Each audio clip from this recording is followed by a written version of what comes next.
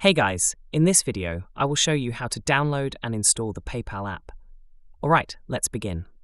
First, open the App Store if you are using an iPhone, or the Google Play Store if you are using an Android device.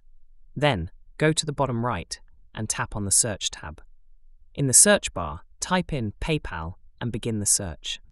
Once the PayPal app appears in the results, you should see a button next to it that says Get. If you have downloaded the app before, you might see a cloud icon instead. Either way, tap the Get button or the cloud icon to begin downloading the app. The app will begin installing automatically.